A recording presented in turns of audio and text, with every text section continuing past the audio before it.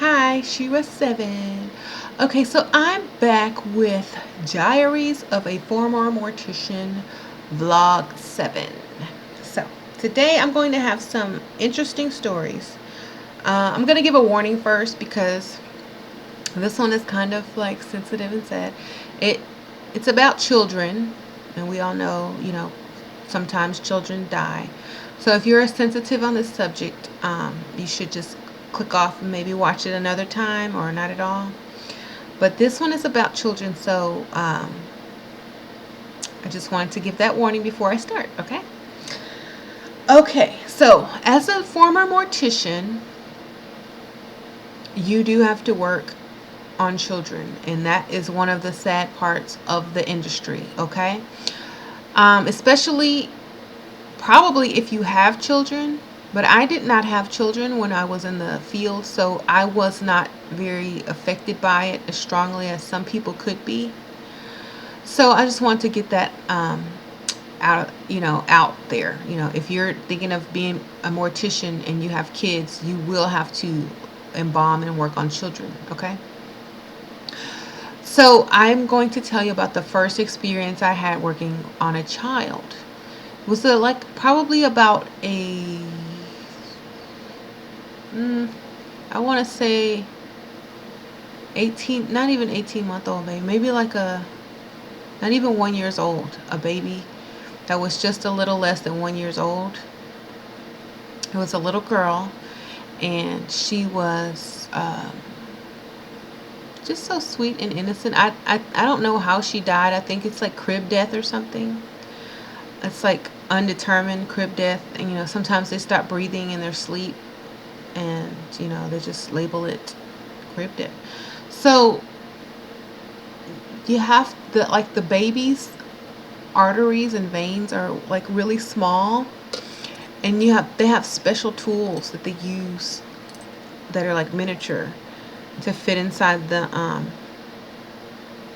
arteries. But when the baby is super super young, they can't fit at all, so they have to kind of like embalm them with syringes, almost with embalming fluid, and just like shoot embalming fluid inside of their bodies and body parts, because it's too hard to embalm something so small, narrow. Um, so this baby couldn't have a regular embalming because she was too small. Her arteries hadn't grown large enough to fit, the instrument in there that embalms, the body. So they had to inject her with like syringes of embalming fluid and whatnot.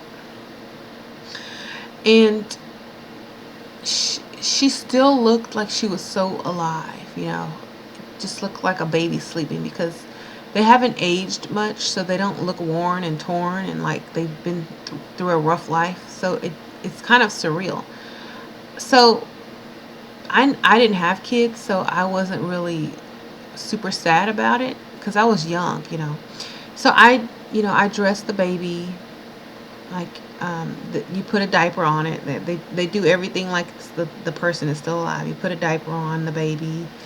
You put the socks in the little dress or outfit that they have on. You cut their nails. You do their hair.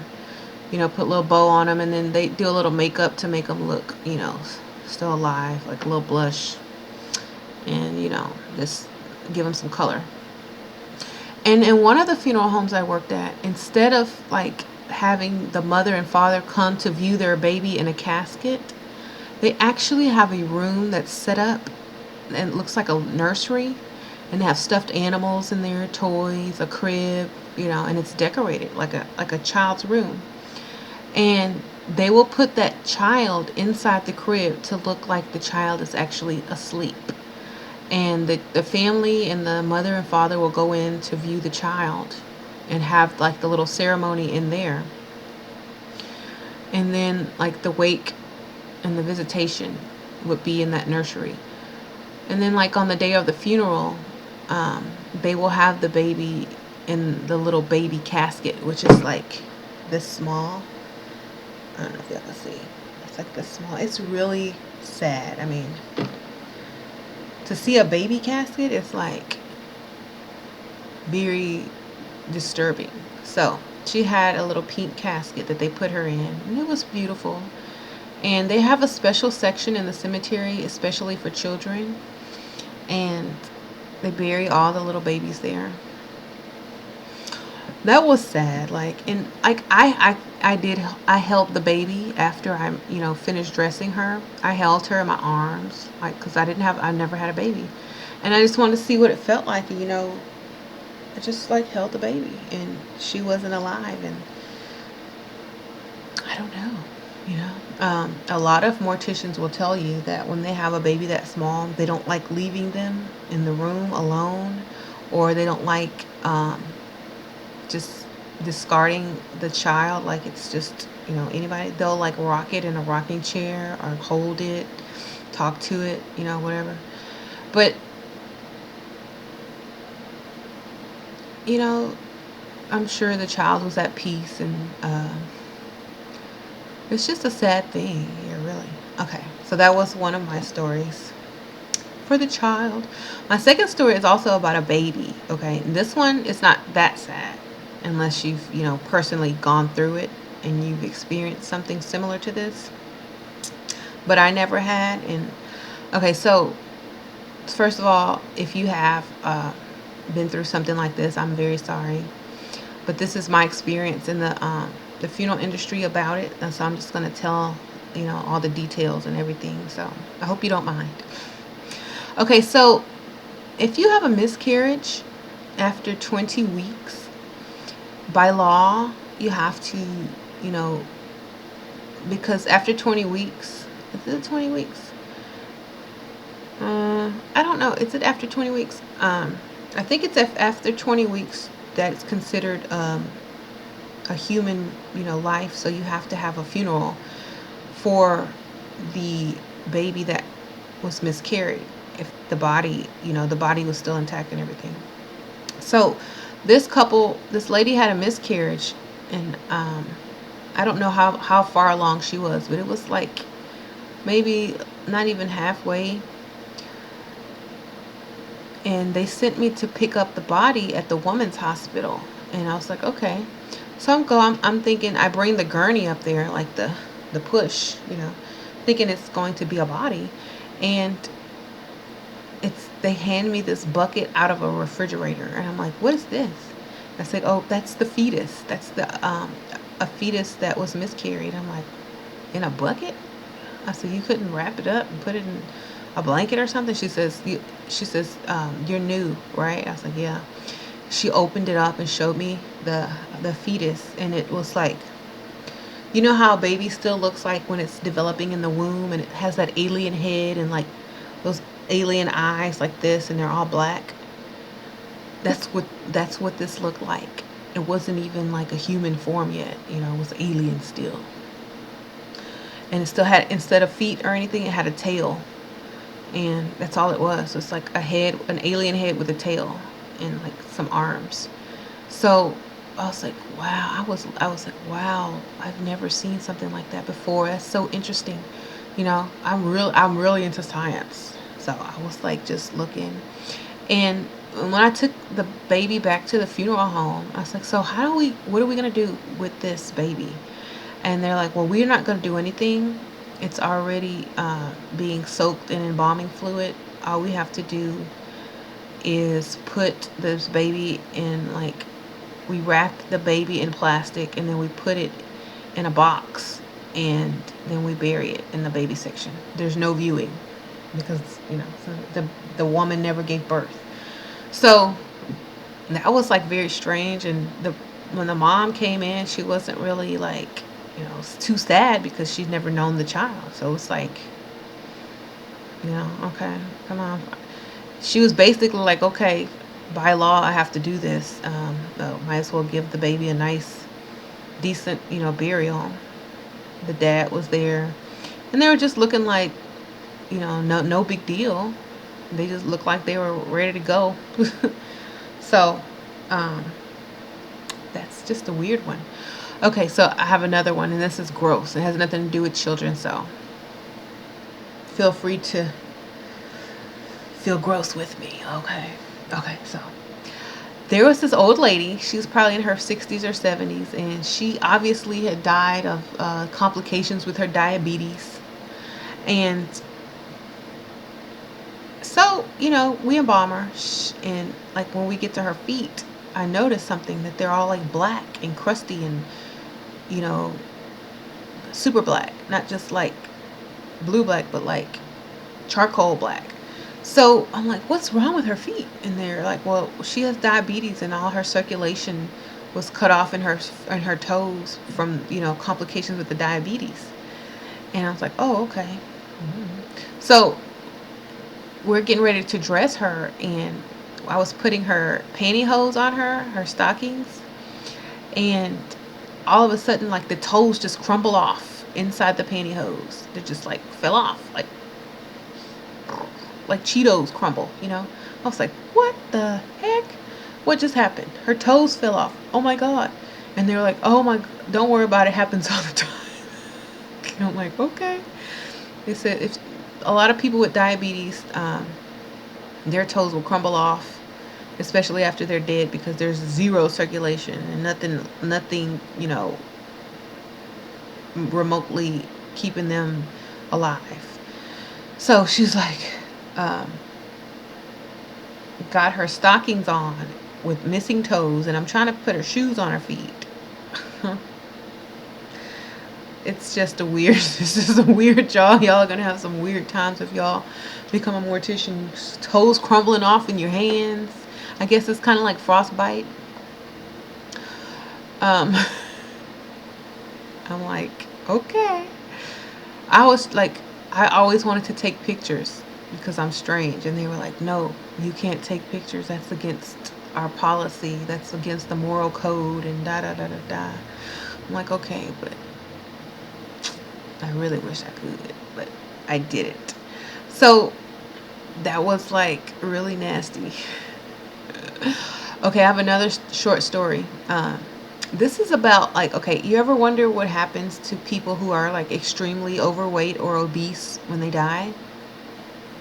It is it's a very embarrassing time, especially if you're like huge, and you have to have a special order casket and everything. Okay, so I'm going to tell you my story. Okay, so we get a first call, which is the call to say, come pick up this dead body at the hospital. The body's at the hospital. So they send me alone. This is a ghetto funeral home. You're always supposed to have two people. But they sent me by myself, of course, because they're understaffed. So I go, and I have my little gurney, and I'm going, and the security guard stops me and says, are you here to pick up such and such? And I'm like, yeah. He said, oh, it's just you? I'm like, yeah, and so you don't think I can do it because I'm a woman? I'm strong. Da, da, da, da. He's like, no, that's not why. That's not why. I'm like, so what do you mean? Just me?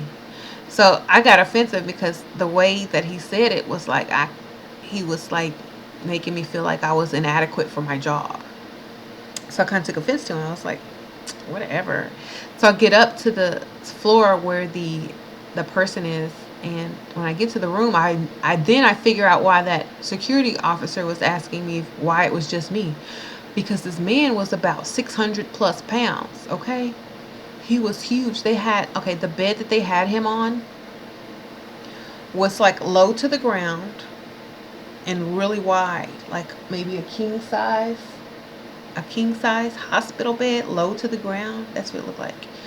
And he was like all hooked up to the machines and stuff, still with syringes and stuff in his arm. Not syringes, but needles in his arms, IVs. And I was like, are the nurses going to take these out of him, or do you want me to? So, because he had catheters and all that stuff. I'm not touching that. Like, look, I can embalm a body, but I'm not. That's sick, I know. It's silly. So the nurses came in, and they unhooked him from everything. And they were like, well, good luck. I'm like, what? First of all, he's low. My gurney's high. So I have to like lower the gurney. I try to get him on. I can't do it. I had to call for backup, y'all. I had to go ahead and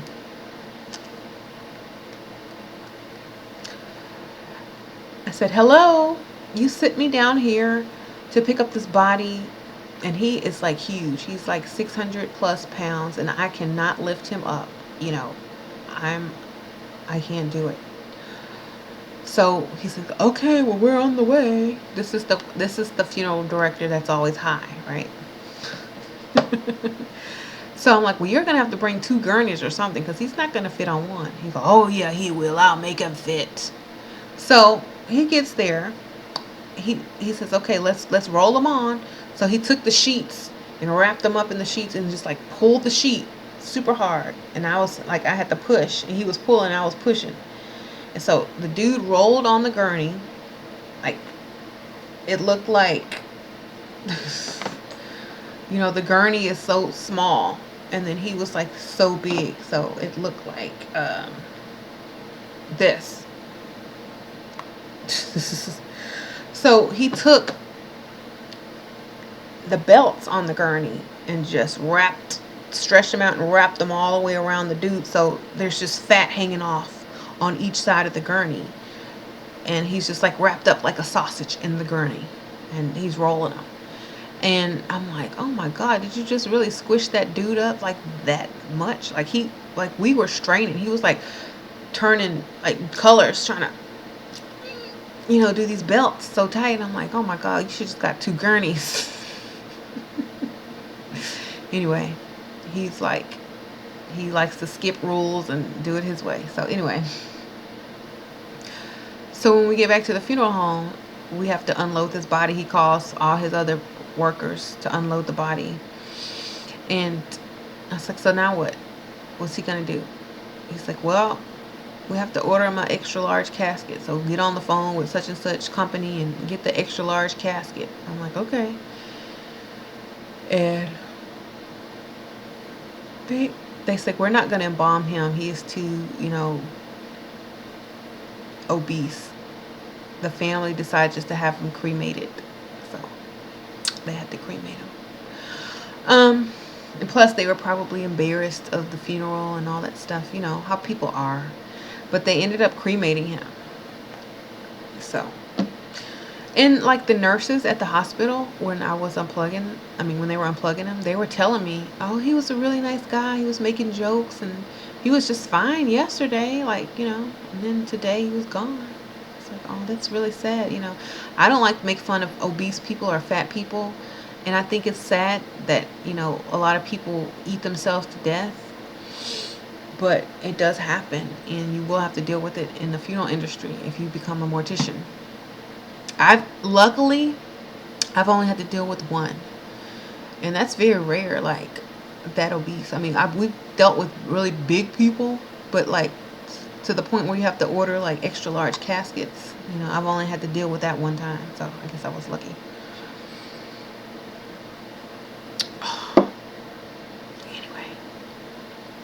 So, yeah, and plus, like, in the cemetery, you have to, like, buy almost 2 plots. Yeah, it's like, it gets expensive, just like how they have to buy 2 plane tickets and stuff. So, yeah, it's just sad, And a lot of people, like, y'all remember that movie, What's Eating Gilbert Grape, when his mom died? And they burnt the whole house down to avoid having to, the funeral director come and get her and all that stuff and making a big scene. They just burned the whole house down. So, I don't really think about my death too much and what's going to happen to me. All I know is I'm getting cremated. So, I don't know. Sometimes it's good not to think about it because I don't. All I know is just have me cremated. Whatever else details y'all take care of, I'm gone. I don't care. It doesn't bother me. It did when I was in the industry, though. I had the perfect funeral planned for me and all of that stuff. And now that I've been out of it for a while, I'm like, okay, whatever. Anyway, that's my Diaries of a Former Mortician vlog for today. Now we'll have more interesting, gruesome stories. I'm trying to think of some old gruesome stories that I have, and I'm gonna do them on the next vlog because I have some juicy ones. Okay. All right, y'all enjoy the rest of y'all's weekend or weekday or whichever day y'all are watching this video. And comment, rate, and subscribe. Share this video. And I hope you have a great day. Peace.